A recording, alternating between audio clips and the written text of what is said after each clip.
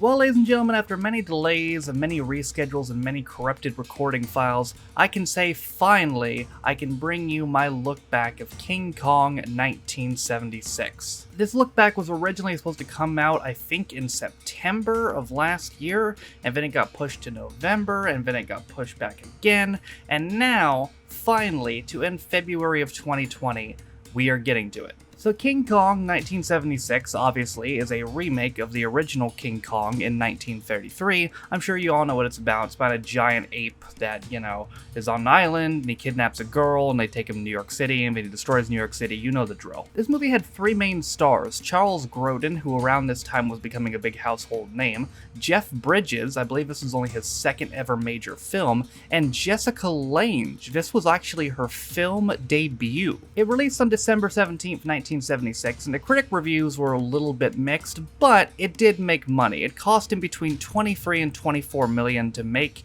and at the box office it made an estimated from $80 to $90 million. There's also a lawsuit involving this movie between Universal Pictures and RKO General, because I guess it was originally pitched to Universal, but then the guy who wrote it, Dino De Laurentiis, got the film rights from RKO himself and hired someone to write the script, and then he was sued by Universal, and then him and RKO countersued them, and then they all just ended up withdrawing their lawsuits by January, and the movie came out later that year. And was it all worth it?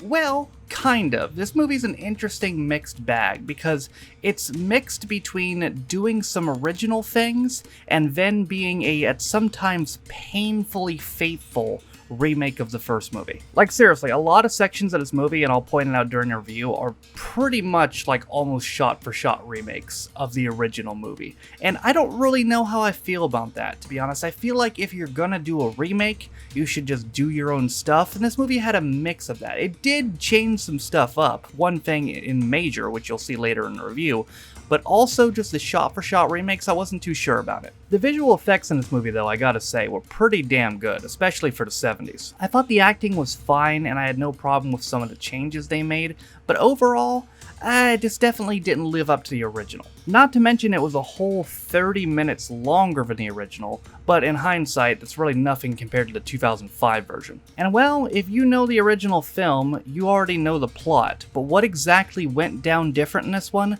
Well, we're gonna find out as we take a look back at King Kong, 1976. So our film begins in Indonesia with Fred Wilson, who's an executive at an oil company. He's taken a crew and a ship out into the Indian Ocean to, no doubt, look for oil. Unbeknownst to him though, some hippie paleontologist named Jack Prescott becomes a stowaway on the ship. They encounter rough waters on the sea, and there's also some kind of mayday call, but they're not able to fully make out what it is. So Fred starts telling the crew about a giant fog bank in the middle of the Indian Ocean that's mysteriously been there for 30 years. He reckons the only reason it's been there so long is because there must be a secret island behind it, which no doubt has a whole bunch of sweet oil. Jack is watching the meeting in secret, but he can't help it and reveals himself and tells them the story about some kind of giant monster that's rumored to be on the island. Jack tells Fred that he's a paleontologist and just wants to explore the island, but Fred doesn't believe him and thinks he's a spy for a rival oil company and has him locked away. As they're taking Jack down to his cell, however, he sees a life raft out on the ocean, which contains a beautiful young woman wearing an evening gown. After putting the woman in a room, Fred does a complete background check on Jack, and turns out he was telling the truth. Fred then decides to make Jack the official photographer for their upcoming expedition. So they then go and wake the woman up, and turns out her name is Dejuan, and she's an actress. Yes, that's Dejuan. D-W-A-N. So she was on a yacht, and no, I'm not kidding, this is exactly what she says. Everybody else on the yacht wanted to watch a Deep Throat film, but she didn't want to watch it, so she was out on deck, and that's why, when the yacht mysteriously fucking exploded, she was able to survive. The reason she was on the yacht in the first place is apparently she was promised a role in a big movie, which obviously she won't be getting now. We then get a montage of the days passing and Dejuan settling onto the ship, and becoming particularly close to Jack. So they finally arrive in front of the fog bank and they're all ready to explore it. So a crew that includes Dejuan, Jack, and Fred are about to go explore the fog bank, but before they do, there's this line by Dejuan I want to mention because it's pretty good foreshadowing. She tells Jack that her horoscope said that she would cross water and meet the biggest man she's ever seen. So they make their way for the fog bank, and yep, sure enough, huge ass island. Who would have thought it? So now they're on the island, and Dejuan is basically just running around and acting like a 5-year-old child. Who the hell likes this trope? A hot blonde in a skinny outfit acting dumb. Okay, what am I saying? A lot of people like this trope, especially in the 70s. They also encounter a giant-ass wall, which I'm sure was unintentional foreshadowing into the future of America. Well, since there's a big-ass wall, there must be people, and yep, there's a full-on tribe. And this is the first of those scenes which is basically just taken from the original. The tribe are about to sacrifice some lady to their god, but then they notice the white people, and they're like, hey, you white people can't be here. And then they notice Dejuan, and they're like, oh, pretty white woman, we want her. And then Jack's like, nah, son, and they're like, alright, we got 5 ladies, we'll trade you 5 for 1, and Jack's still like, nah, son, but these natives are smarter, they're like, alright, we're just gonna whip your ass, but naturally, the Americans have guns, and they shoot them off, and all the natives run away. Sticking with scenes from the original, it's now time to do the scene where Dejuan gets kidnapped off the boat by the natives, but I gotta say, they do it a lot better in this film. Like, they just straight snatch her ass. She's like sitting on a platform in the water right off the boat, and they just sail on by and snatch her ass up and then sail off. And here's a plot hole for you. The only reason why Jack knows Dejuan was taken is because one of the natives left one of their necklaces on the platform, even though no they didn't, because they pulled off the smoothest drive-by of all time. And yeah, you know the drill. They're setting up Dejuan to be sacrificed to Kong, and they tie her to the platform thingy. And now finally, about 53 minutes into this film, we finally get our first look at Kong. And I gotta say, he looks awesome in this movie. The special effects are great, especially for the 70s. I love his design. He looks fantastic in the movie. I mean, the last film I watched was the Toho version, where he looked like a weird-ass Muppet alien, but he looks great in this one. The rescue party then arrives just too late, as Kong has taken Dejuan into the forest. So Jack, the ship's first mate Carahan, and a couple other crew members lead a search party into the woods,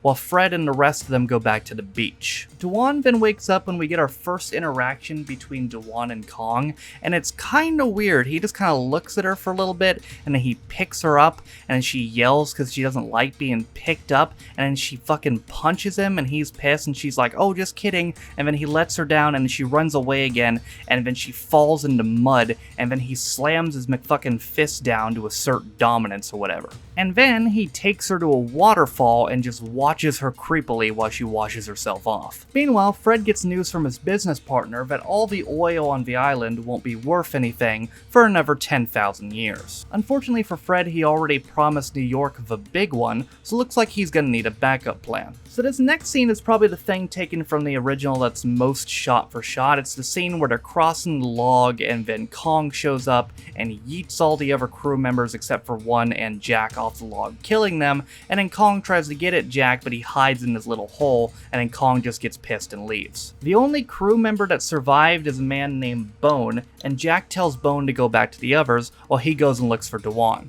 Meanwhile, Fred has had some barrels airdropped in, and it looks like he's come up with his backup plan. He's just gonna fucking kidnap Kong and bring him back to New York. So Kong has now brought Dejuan back to his lair, and it looks like we're still doing stuff from the original, as it's now time for the sexual assault portion of this film. But before we can continue with that, they're interrupted by a giant-ass motherfucking snake! So Kong battles with the snake, and he's actually getting his ass kicked, but then he sees Dejuan reunite with Jack, and guess how he kills it? Did you guess rips its jaw in half? Yep! He rips its jaw in half. Time to take one more thing from the original as Kong is chasing Dejuan and Jack, and they have to jump like 100 feet into some water, which, just like in the original, does not injure them at all, even though it really fucking should. So Dejuan and Jack make it past the gate back to the crew just before Kong does, and then Kong breaks down the gate and falls right into a pit trap which is filled with chloroform.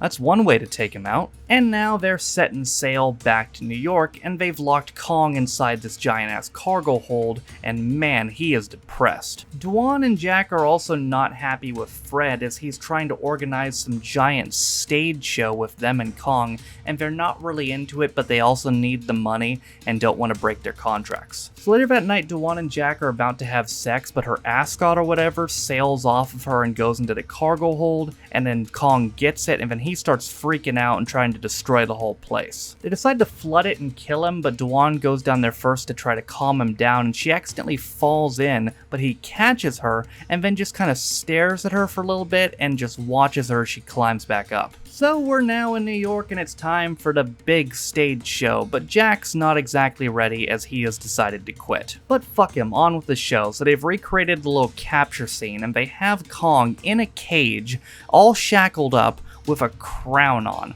I'm sure that doesn't piss him off at all. But you know what really pisses him off? The same thing from the first movie where Dejuan is surrounded by photographers and he thinks they're hurting her with the flash, so naturally he breaks out and starts rampaging. He begins his rampage by just straight up trampling people, including Fred Wilson. That's what you get, asshole. Jack and Dejuan escape into a subway train, which, you guessed it, means it's time for King Kong to fuck up a train. Jack and Dejuan are able to get off and escape though, just before he can get to them. So then there's this scene where Kong is hiding behind a building to hide from a helicopter and the police, and I was just laughing my ass off watching this because I'm like, bro, you're King Kong, why the fuck are you hiding from the police? But anyway, Dejuan and Jack cross the Queensboro Bridge over to Manhattan, and they think they're safe because Kong can't go for the water. Yeah, he can totally go for the water, that's what he's doing. And then Jack looks at the World Trade Center and he thinks he sees something familiar about it, but they're just like, ah, fuck it, let's just go into this abandoned bar and drink. So they're talking about their future, but then Jack realizes what he found so familiar about the World Trade Center.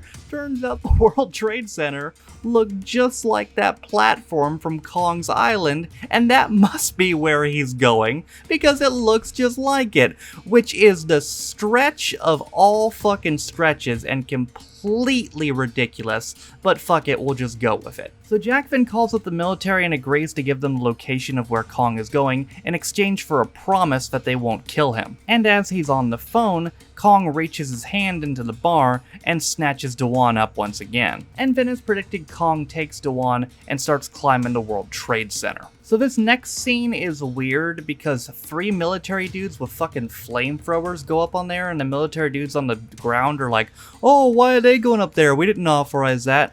Well, who the fuck did? You really think 3 dudes with flamethrowers just decided to grab flamethrowers for the lulz and go up there? Like, no, someone authorized them. So they start shooting fire at Kong and he jumps from one building to the other in order to avoid it, but luckily these World Trade Center buildings are very stable, so he's able to make it there without damaging the building. But then you know what comes next. That's right, it's the planes, except it's not planes this time, it's more attack helicopters with machine gun attachments on them. And then Kong pretty much just accepts his fate, to be honest. He puts Dejuan down and then he's just like, alright, bring it on, motherfuckers. And then they start shooting the hell out of him, and I gotta say, it's really brutal and really well done in this movie. Like, there's a lot of blood, like he's just bleeding all over, and it looks really well done, and they just shoot the hell out of him. Kong finally collapses and Dejuan reaches out to him, but then he rolls off the World Trade Center down below to his apparent death. And then the ending of this movie is really fucking weird. So we cut to Dejuan on the ground by Kong's body, and then she's surrounded by all these assholes trying to take pictures with her, and Jack's there, like he's right there, but then he stops and she's calling out to him, and apparently they see each other, but then Jack just like doesn't go to her, and that's how the film ends, with a pan-out shot of Dejuan just surrounded by reporters with Jack not doing anything. Why? I do not know, but what a weird fucking ending. Did you know I haven't gotten to pull out a big board since last November? So, for the first time since last November, and for the first time in King Kong since last May, let's take a look at where this movie ranks on the King Kong big board. So after looking over this board for the first time since last May, I came to the conclusion that this movie basically has no competition on this board outside of the original. So you know what? I'm gonna go ahead and put this film second. So here are the new rankings. King Kong 1933, number 1. King Kong 1976, number 2. King Kong vs. Godzilla, number 3, Son of Kong, number 4, and King Kong Escapes, number 5. So was this movie worth it? You know, I'm kind of indifferent. I liked a lot of aspects of this movie, and some I thought were lazy. To be honest, just the redos of everything in the first movie I thought was kind of lazy, because it's like, okay, if you're gonna remake the film, then you might as well remake the film instead of just taking stuff. But I don't know, I liked the Kong design, it looked great, the blood was great at the end, again the acting was fine, but the World Trade Center thing was stupid, and the ending was super weird. So overall, this film got mixed reviews from critics, and that's kind of how I feel. It was kind of a weird film, but it was alright, I guess. And then even weirder, 10 years later, they decided to make a sequel called King Kong Lives. Boy, I wonder if King Kong lived. And with a runtime of 2 hours and 14 minutes, did it do enough to justify its runtime? I don't really know. I mean, the original film was better than this, and it was half an hour shorter. So, honestly, no, I don't really think it did justify its runtime. It wasn't a bad film by any means, though, and it definitely has its fans, and honestly, I would recommend checking it out for yourself. You might enjoy it a little bit more than I did. In conclusion, though, ladies and gentlemen, a very interesting King Kong remake, kind of an average film, but again, I would recommend checking it out. You might like it. Was it worth waiting all this time to get to it? I don't know. Obviously, it was an anticlimax, but at the very least, I really hope this audio file doesn't get corrupted. God help me. But ladies and gentlemen, that is going to do it from me today and my look back at King Kong 1976. Of course, the next King Kong film is King Kong Lives, which we'll get to eventually, but that is going to do it from me today. Hope you guys enjoyed it. If you want to follow any of my social media links, they're all in the description down below. Thank you to all of my patrons named in the description as well for helping support me on my channel. With all that being said, though, my name is Noah Taft. This has been my look back at King Kong 1976, and I'll see you guys next time. Bye.